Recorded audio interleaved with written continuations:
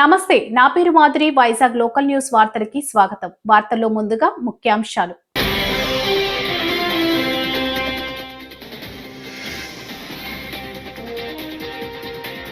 Voter అధికార్ యాత్రలో bike నడిపిన రాహుల్ గాంధీ.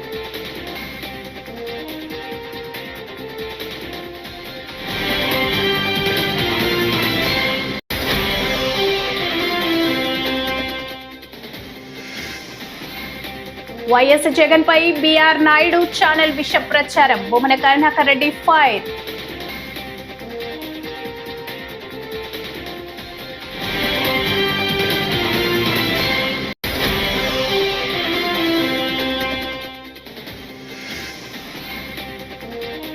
యాభై మంది విద్యార్థులకు ₹1,00,000 చొప్పున అందజేసిన సీఎం చంద్రబాబు.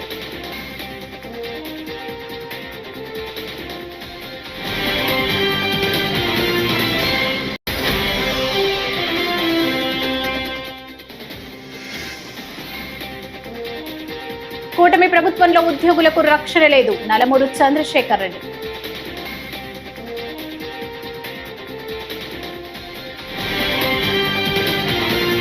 ఇక డీటెయిల్స్ చూస్తే, ఓటర్ల జాబితాలో లోపాలను ఎత్తి చూపుతూ బీహార్లో ఓటర్ అధికార్ యాత్రను కాంగ్రెస్ అగ్రనేత రాహుల్ గాంధీ చేపట్టారు. యాత్రలో భాగంగా 16వ రోజు పూర్జియా జిల్లాలో ఆర్జేడీ నేత తేజస్వి యాదవ్ తో కలిసి రాహుల్ బైక్ ర్యాలీ నిర్వహించారు. ఈ సందర్భంగా రాహుల్ గాంధీ తేజస్వి యాదవ్ బైక్ నడిపారు. ఈ కార్యక్రమంలో కాంగ్రెస్ ఆర్జేడీ కార్యకర్తలు పెద్ద ఎత్తున పాల్గొన్నారు.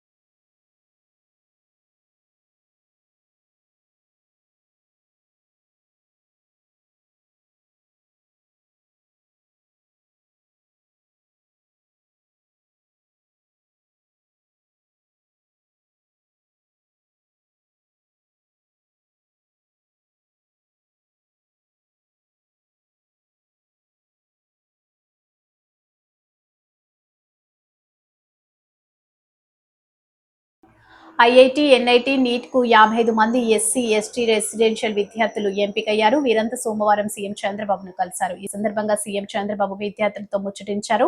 వచ్చే ఏడాది 4 రెట్ల ఫలితాలు రావాలని ఆకాంక్షించారు. ఐఐటి, ఎన్ఐటి, నీట్ లో సీట్లు సాధించిన విద్యార్థులకు సీఎం చంద్రబాబు మెమంటోలు ఒక్కో విద్యార్థికి ₹1,00,000 చొప్పున అందించి వారితో విడివిడిగా ఫోటోలు దిగారు.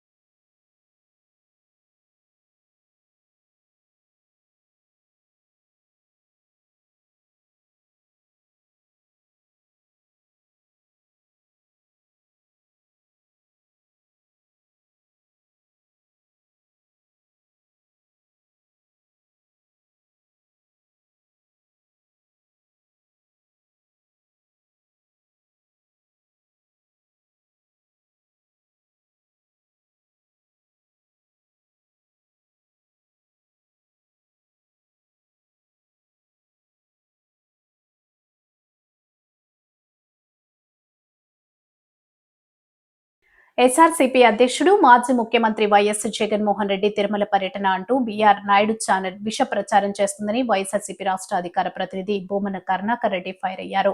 ఫేక్ న్యూస్ ప్రచారాన్ని ఆయన తీవ్రంగా ఖండించారు. ఈ మేరకు సోమవారం బూమన మీడియాతో మాట్లాడారు.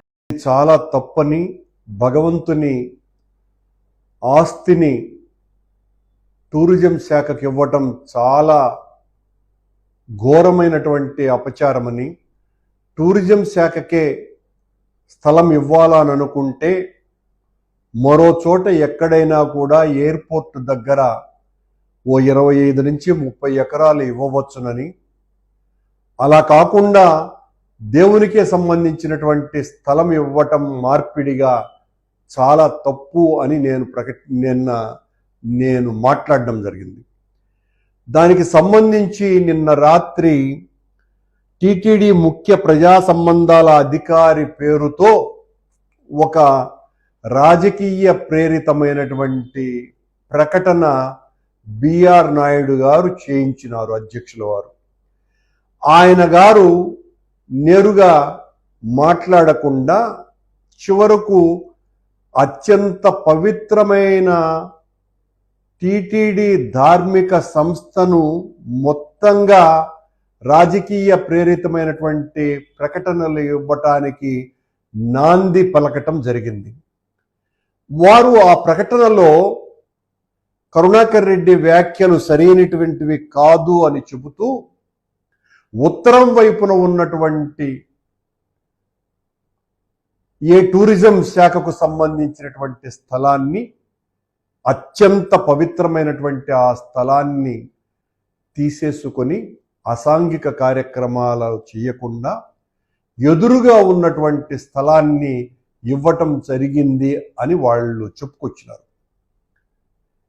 కానీ ఒక పూర్వ అధ్యక్షునిగా 1కి 2 సార్లు పనిచేసినటువంటి వ్యక్తిగా, 3 సార్లు టీటీడీ బోర్డు సభ్యుడిగా ఉన్న వ్యక్తిగా, తిరుపతిలో చిన్నప్పటి నుంచి ఉన్నటువంటి తిరుపతి వాసిగా నేను చెప్తున్నటువంటి విషయం, మీరు టీటీడీ స్థలాన్ని టూరిజానికి ఇవ్వటం తప్పు అన్న విషయం. మీరు ఇవ్వాలని అనుకుంటే మరో చోట ఎక్కడైనా ఇవ్వవచ్చు కదా అన్నదానికి సరైనటువంటి సమాధానం ఇవ్వకుండా ముఖ్యమంత్రి గారు వచ్చినారు, ఆయన పలానా నిర్ణయం తీసుకోమని చెప్పినారు, దాన్ని క్యాన్సిల్ చేయటం జరిగింది, బోర్డు సమావేశంలో మేము ఈ రకంగా నిర్ణయం తీసుకోవటం జరిగింది, ఆ తీసుకున్న తర్వాత అపవిత్ర కార్యక్రమాలు జరగకుండా ఉండటం కోసమనే ఈ నిర్ణయం తీసుకున్నాము అనేటువంటిది చెప్పినారు. మరి ఎదురుగా ఉన్నది పవిత్రమైనటువంటి క్షేత్రం కాదా అని నేను బొల్లినాయుడు గారిని అడుగుతున్నా. అది టీటీడీ ల్యాండ్. అలాగే ఆ వివరణలో వాళ్ళు ఇప్పటికే పలు నిర్మాణాలు జరిగిన ఆ రోడ్డు అవతల దక్షిణం వైపున ఉన్న భూమిని టూరిజం శాఖకు కేటాయించి తిరుమల కొండకు ఆనుకొని ఉత్తరం వైపుగా ఉన్న అత్యంత పవిత్రమైన భూమిని టీటీడీ తీసుకోవటం జరిగింది అన్నటువంటి మాట మాట్లాడినారు. మరి అది పవిత్రమైనటువంటి ల్యాండ్ కాదా? టీటీడీకి నుంచి టూరిజానికి ఇస్తున్నటువంటి ల్యాండ్. అక్కడ భగవంతుడు అరబిందో హాస్పిటల్ కొన్ని వేల లక్షల మందికి నేత్రదానం చేయటానికి అరబిందో హాస్పిటల్కు ఇవ్వటం జరిగింది. అక్కడ వెంకటేశ్వర స్వామి టాటా ఇన్స్టిట్యూట్ ఒక క్యాన్సర్ బాధితులకు, ప్రపంచవ్యాప్తంగా క్యాన్సర్ బారిన పడేటువంటి రోగులు వెంకటేశ్వర స్వామి క్షేత్రానికి వస్తే వాళ్లకు భగవంతుని యొక్క ఆశీస్సులు మెండుగా ఉండే విధంగా కుటుంబ సమేతంగా వినోదాన్ని ఆస్వాదించేలా రూపొందిన చిత్రమే సుందరకాండ అన్నారు నారా రోహిత్. ఆయన కథానాయకుడిగా కొత్త దర్శకుడు వెంకటేష్ నిమ్మలపూడి తెరకెక్కించిన చిత్రమిది. శ్రీదేవి, విజయ్ కుమార్, వీర్తి వాఘని కథానాయకులు సంతోష్ చిన్నపుర్ల, గౌతమ్ రెడ్డి, రాకేష్ మహంకాళి నిర్మిస్తున్నారు. ఈ నెల 27న ఈ చిత్రం ప్రేక్షకుల ముందుకొస్తుంది. మూవీ ప్రమోషన్స్ లో భాగంగా రాజమండ్రిలో ఏర్పాటు చేసిన మీడియా సమావేశంలో ఆయన మాట్లాడారు. శ్రీదేవి గారు, వీర్తి చేస్తున్నారు, అలాగే నరేష్ గారు, రూపలక్ష్మి గారు, అజయ్, సత్య, అభినవ్ గోమతం, ఇలా ఎంతో అందరికీ బాగా తెలిసిన యాక్టర్స్ ఉన్నారు. అండ్ డెఫినెట్గా నేను ఎప్పుడు చేసినా సరే ఒక డిఫరెంట్ కాన్సెప్ట్ సినిమా చేస్తుంటాను. సో డెఫినెట్గా లవ్ స్టోరీ అయినా సరే దాంట్లో ఒక కొత్తదనం అయితే ఉంటుంది. సో ఖచ్చితంగా మీరందరూ హ్యాపీగా పండుగ రోజు పూజలు చేసుకొని థియేటర్కి వెళ్ళి ఈ సినిమా ఫ్యామిలీతో హ్యాపీగా ఎంజాయ్ చేయొచ్చు. సో మీరందరూ చూస్తారని ఆశిస్తున్నాను. థ్యాంక్ యూ అండి.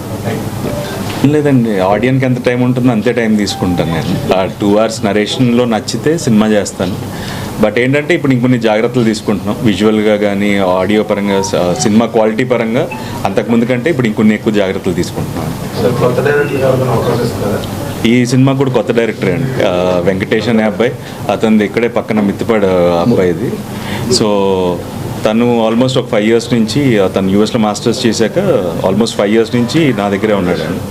సో తన ఫస్ట్ ఫిలిం, డెఫినెట్గా ఫస్ట్ సినిమాకి చాలా బాగా తీశాడు. అండ్ డెఫినెట్గా మీరు అందరు చూసిన తర్వాత ఇంకా మీకు అర్థం అవుతుంది.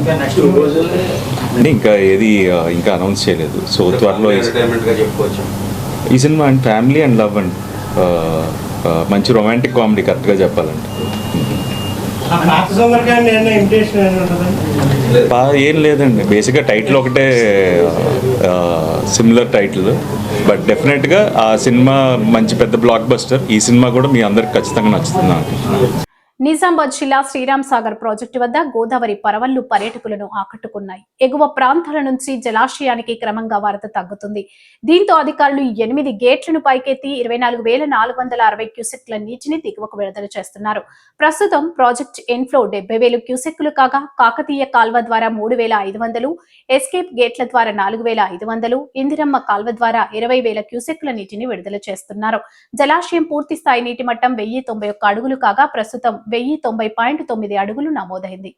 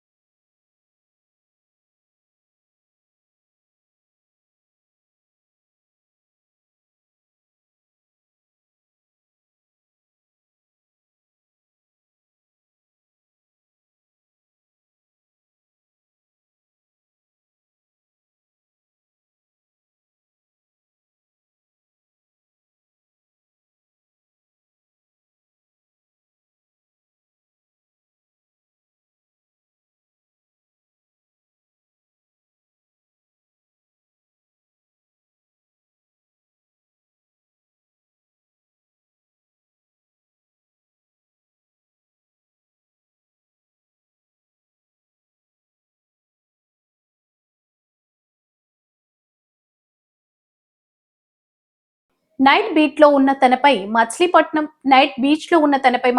8వ డివిజన్ కు చెందిన జనసేన నాయకుడు కర్రి మహేష్ అకారణంగా దాడి చేశారని హోంగార్డ్ మోహన్ రావు ఆరోపించారు. దాడిలో గాయపడి ప్రభుత్వ ఆసుపత్రిలో చికిత్స పొందుతున్న బాధిత హోంగార్డ్ మీడియాతో మాట్లాడారు. నైట్ బీట్ లో భాగంగా సోమవారం దాటాక అర్ధరాత్రి 12:30 సమయంలో బైక్ పైన ఉన్న తన దగ్గరకు మద్యం తాగి ఉన్న కర్రి మహేష్ వచ్చి దుర్భాషలాడుతూ దాడి చేశాడన్నారు.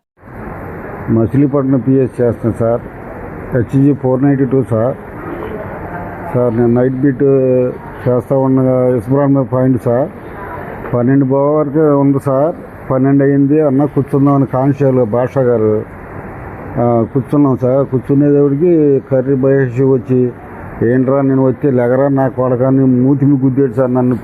నన్ను రావటమైనా ఏంటి ఆయన గుర్తు, పెద్ద వయసు కదా, 58 సంవత్సరాలు, ఆయన గుర్తు ఏంటి రా అని ఆయన పట్టుకుని లాక్కొచ్చాడు సార్. లాక్కొచ్చిన తర్వాత నా కొడక ఏమిటి చెప్పుకొని చెప్పు, ఎస్పీ చెప్పుకుంటే నీ అమ్మ మొగుడు చెప్పు, సిఐకి నీ అమ్మ మొగుడు చెప్పు అన్నాడు సార్. నా కొడక క్లీన్ చేయలేదు, నా కొడకని నేర్చి పడదు ఇంతనే ఇది ఇచ్చేసాడు సార్. నాకు అప్పుడు ఇక ఇదే అయిపోయింది ప్రాణం అంతా. నా ప్రాణం నా దగ్గర లేదు సార్. బీపీ వచ్చి తీసుకొస్తే అడ్వాన్సర్ 464 గారును భాష గారు ఆయన ఎస్సీ నెంబర్ తెలవదు సార్. ఆ ఇద్దరు తీసుకొచ్చి హాస్పిటల్ జాయిన్ చేశారు సార్. అది పరిస్థితి అయ్యా. గొడవ ఏమీ లేదు సార్. ఏంటని వస్తే లెగలేదా అని లెగవారు నా కొడక అని మొత్తం ఆయన అటు కూర్చున్నాను, నేను ఇటు కూర్చున్నా, ఈ ఎదురు కూర్చున్నాను బెంచి బల్ల మీద. అంతే సార్. హైదరాబాద్ వాసులకు ఖైరతాబాద్ వినాయకుడు ఎంత ఫేమస్, ముంబై వాసులకు లాల్ బక్సా రాజా గణపతి అంతే. నవరాత్రి ఉత్సవాల సందర్భంగా ముంబైలోని లాల్ బాగ్బా రాజ్ గణేశుడి లుక్ ని నిర్వాహకులు రివీల్ చేశారు. 1934 నుంచి లాల్ బాగ్ ని మార్కెట్ లో కొలువుదీరిన ఈ గణనాథుడి వేడుకలు ఎంతో ఘనంగా జరుగుతాయి. పలు రంగాలకు చెందిన రాజకీయ, సినీ ప్రముఖులు స్వామివారిని దర్శించుకుంటారు. అయితే ముందుగానే గణపతిని చూసేందుకు భక్తులు అధిక సంఖ్యలో తరలివచ్చారు.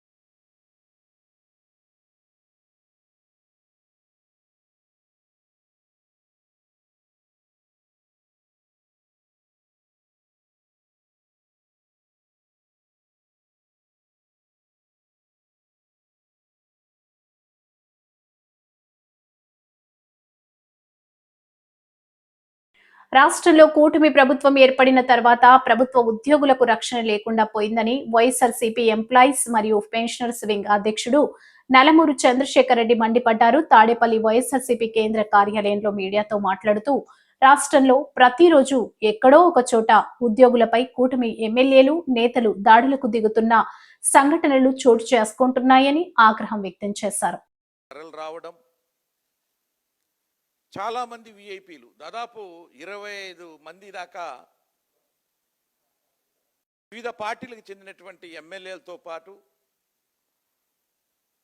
చాలా మంది ఆ గ్రామానికి తరలి రావడం. అదే సమయంలో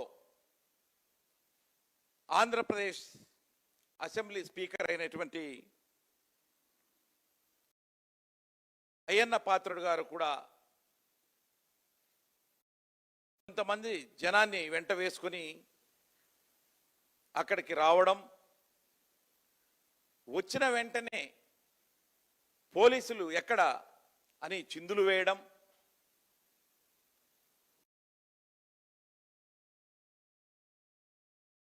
నానా రకాలుగా దుర్భాషలాడుతూ చెప్పలేని విధంగా మాట్లాడడం, నానా తప్పుడు మాటలు మాట్లాడడం, అందరి ముందు పక్కనున్నటువంటి వాళ్ళు కూడా రెచ్చిపోయి ఆయనకి సపోర్టుగా అరుపులు కేకలు పెట్టడం. అదే సమయంలో అక్కడ ఉన్నటువంటి పోలీసులు కొంతమంది అక్కడికి చేరుకునే సార్ మేము ఇక్కడే ఉన్నాం పక్కనే అంటే అప్పుడు వాళ్ళతో మీ సిఐ ఎక్కడ, మీ ఎస్ఐ ఎక్కడ అని చెప్పేసి నోటికి వచ్చినట్లు కూడా నోరు పారేసుకున్నటువంటి సంఘటన సోషల్ మీడియాలో ఈ రోజున వైరల్ అయింది. ప్రతి ఒక్కరు కూడా ఈ రాష్ట్రంలోనే కాదు దేశంలో ఉన్నటువంటి ప్రజలంతా కూడా దాన్ని చూసి ముక్కు మీద వేలు వేసుకుంటున్నారు. ఆంధ్రప్రదేశ్ అసెంబ్లీ స్పీకర్గా ఉన్నటువంటి మా పెద్ద మనిషి ప్రభుత్వ అధికారుల మీద డ్యూటీలో వాళ్ళు కష్టపడి అంతమందిని అక్కడ విలేజ్ లెవెల్లో ఎక్కడ చాలా వేలకు మంది వచ్చినప్పుడు వాళ్ళని కంట్రోల్ చేస్తూ డ్యూటీలో కష్టపడుతుంటే వాళ్ళని అప్రిషియేట్ చేయాల్సింది పోయి నోటికి వచ్చినట్టుగా అసలుకి నోటికి అదుపు లేకుండా తిట్టినటువంటి విషయాలన్నీ కూడా ఈ రోజున రాష్ట్ర ప్రజలందరూ కూడా విని ఆశ్చర్యాన్ని వ్యక్తం చేస్తూ ఉన్నారు. అయితే నేను ఈ సందర్భంగా ఆ పెద్ద మనిషిని అడుగుతా ఉన్నా, అయ్యా యూఆర్ ఏ సీనియర్ పొలిటీషియన్, రాష్ట్ర అసెంబ్లీకి మరి మీరు స్పీకర్గా ఉన్నారు, మరి చాలా హుందాగా మాట్లాడాలి, చాలా ఆఫీసర్స్ అందరికీ కూడా ఒక గౌరవప్రదంగా మరి సొసైటీలో ఉండే విధంగా మాట్లాడాలి. కానీ అనరాని మాటలతో అలా అందరం ముందు మీరు అకారణంగా దూషించడం అనే దాన్ని మాత్రం నేను YSRCP employees and pensioners wing తరఫు నుంచి తీవ్రంగా ఖండిస్తున్నాను. అయ్యా మీరు పెద్దవారు ఉండొచ్చు, మీరు బాగా తెలివిగలిగినటువంటి వాళ్ళు కావచ్చు, మీరు రాష్ట్రంలో ఉన్నటువంటి కూటమి ప్రభుత్వంలో స్పీకర్గా ఉండొచ్చు, ఫార్మర్ మినిస్టర్ అయి ఉండొచ్చు, ఏదైనా ఉండండి. కానీ ఉద్యోగుల గురించి మాట్లాడేటప్పుడు కొంచెం నోరుని అదుపులో పెట్టుకొని మాట్లాడాలి అని చెప్పేసి కూడా నేను ఈ సందర్భంగా ఆయనకు హితవు చేస్తున్నాను. చాలా దుర్మార్గంగా అకారణంగా మాట్లాడాడు. మరి అలా జరగకుండా మరి రాబోయే రోజుల్లో ఆయన కొంచెం కంట్రోల్గా ఉండడం పద్ధతి అని చెప్పేసి కూడా నేను ఈ సందర్భంగా తెలియజేస్తా ఉన్నా. పోలీసులు పక్కనే ఉంటే మరి వాళ్ళ ఎస్ఐని సిఐని నోటుకు వచ్చినట్టు మాట్లాడితే అది ఒక అసెంబ్లీ స్పీకర్కి తగునా అని చెప్పేసి కూడా నేను ఈ సందర్భంగా క్వశ్చన్ చేస్తున్నా. అయితే ఏమైందో ఏమో కానీ ఈ రాష్ట్రంలో నేను ఎప్పుడూ చూడలేదు. ఈ కూటమి ప్రభుత్వంలో ప్రభుత్వ ఉద్యోగుల మీద నోరు పారేసుకుంటున్నారు ఈ రోజు ఉన్నటువంటి ఈ యొక్క నాయకులు, చోటా నాయకుల నుంచి కూడా పెద్ద నాయకుల వరకు, అంటే ఎమ్మెల్యేలు, స్పీకర్లు, వీళ్ళందరూ కూడా. అయితే రాత్రి ఇంకొక సంఘటన, ఒక సంఘటన మర్చిపోక ముందే ఇంకొక సంఘటన ఇంకొక దగ్గర జరుగుతూ ఉంది. నేను మొన్న కూడా చెప్పాను, అయ్యా ముఖ్యమంత్రి గారు మీరు సరైనటువంటి యాక్షన్ తీసుకోకపోతే మీ పొలిటికల్ లీడర్స్ ఉద్యోగస్తుల మీద డోరు పారేసుకుంటున్నారు, వాళ్ళు ఇష్టం వచ్చినట్టు వ్యవహరిస్తున్నారు, దాడి చేస్తున్నారు. ధర్మవరం పట్టణంలోని సాయిరాం ఐటీఐ కళాశాలలో ఈ నెల 30న జాబ్ మేళా నిర్వహిస్తున్నామని బీజేపీ నేత హరీష్ బాబు సోమవారం పేర్కొన్నారు. జాబ్ మేళాలో 9 కంపెనీలు పాల్గొంటున్నాయని అన్నారు. ఉద్యోగుల కోసం ఎవరైనా డబ్బులు డిమాండ్ చేస్తే తమ దృష్టికి తీసుకుని రావాలని, అలాంటి వారిపై ప్రజలు అప్రమత్తంగా ఉండాలన్నారు. మంత్రి గారి కార్యాలయంతో మాట్లాడి ఉద్యోగాలు ఇప్పిస్తామని డబ్బులు తీసుకునే అవకాశం ఉంటుంది. అటువంటి యొక్క ట్రాప్లో పడకుండా ఈ ఎగ్జామ్స్ అనేది ట్రాన్స్పరెన్సీగా మెరిట్ బేస్ మీద జరిగేటువంటి పరీక్షలు ఇవి. కాబట్టి నేను మీ అందరికి కూడా విజ్ఞప్తి చేస్తున్నా, ఎవరు కూడా దళారులు బ్రోకర్ల చేతిలో మోసపోకండి. నిజాయితీగా మీ యొక్క చదువు, మీ యొక్క విద్య, మీరు ఏ రకంగా అయితే ఉత్తీర్ణులు కావాలనుకుంటున్నారో మీ కష్టం మీద ఆధారపడి మీరు పరీక్షలు రాయాలని సందర్భంగా విజ్ఞప్తి చేస్తున్నాం. మేము మంత్రి గారి కార్యాలయంకు సంబంధించిన వ్యక్తులము, హరీషణకు కుడి భుజమో ఎడమ భుజమో అని చెప్పి డబ్బులు డిమాండ్ చేసిన వ్యక్తులు ఎవరైనా ఉంటే వెంటనే మాకు సమాచారం అందించాలని నేను మీ అందరికీ కూడా విజ్ఞప్తి చేస్తున్నా. నా వెంట తిరిగే వాళ్ళైనా, నా కారులో తిరిగే వ్యక్తులైనా కూడా మేము మా నాయకుడు, మా ప్రియతమ నాయకుడు సత్యకుమార్ గారి యొక్క ఆదేశాలకు అనుగుణంగా పనిచేస్తాం. ఈ మంత్రి గారి కార్యాలయం నిజాయితీగా ఒక నయ్యా పైసా తీసుకోకుండా ప్రజలకు సేవ చేయడం కోసం ఈ మంత్రి గారి కార్యాలయం ఉంది. ఇక్కడ డబ్బులు తీసుకోవడం కానీ, పైరవీలు చేయడం కానీ, లాబింగ్ చేయడం కానీ ఉండదనే విషయాన్ని స్పష్టంగా చేస్తున్నా. అందుకే యువతి యువకులందరికీ విజ్ఞప్తి చేస్తున్నా, వారి తల్లిదండ్రులకు విజ్ఞప్తి చేస్తున్నా, మోసగాళ్ల చేతిలో పడి మోసపోకండి. ఎవరికి మంత్రి గారి కార్యాలయంలో ఇటువంటి విషయాలు ఎటువంటి పుట్టపర్తి కలెక్టర్ కార్యాలయంలో సోమవారం నిర్వహించిన ప్రజా సమస్యల పరిష్కార వేదికలో లంబాడీ హక్కుల పోరాట సమితి నాయకులు జిల్లా కలెక్టర్ టిఎస్ చేతనకు వినతి పత్రం సమర్పించారు. ఈ సందర్భంగా వారు మాట్లాడుతూ ఎస్సీ ఎస్టీ వెనుకబడిన వర్గాల అభివృద్ధికి విద్య, వైద్యం, ఉపాధి రంగాల్లో ప్రజలకు, విద్యార్థులకు ఎన్నో రకాల సహాయం అందిస్తున్నటువంటి ఆర్జిటి సంస్థను నిలిపివేయడం సమంజసం కాదన్నారు. సేవ్ ఆర్జిటి అంటూ నినాదాలు చేశారు. అందరికీ నమస్కారము. నా పేరు రమావతి రంగనాథ్ నాయక్, లంబాడి హక్కుల పోరాట సమితి నియోజకవర్గ అధ్యక్షులుగా పనిచేస్తున్నాను. ఇక్కడ హాజరు కావడానికి ముఖ్య ఉద్దేశం ఏమనగా, ఈరోజు శ్రీ సత్యసాయి జిల్లా కలెక్టర్ గారికి స్పందనలో ఆర్డిటి FCRA అకౌంట్ పునరుద్ధరణ చేయాలనే ఉద్దేశంతో వినతి పత్రం ఇవ్వడం జరిగింది.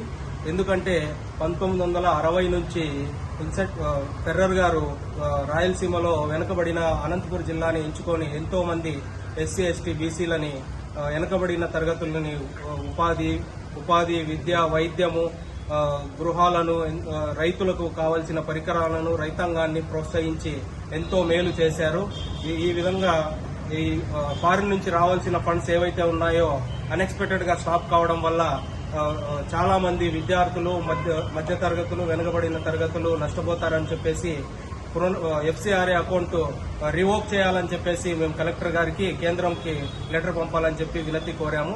ఈ సందర్భంగా ఈ విషయంపై మేము ఈ రోజు శ్రీ సత్యసాయి జిల్లా కలెక్టర్ గారికి వినతి పత్రం ఇవ్వడం జరిగింది.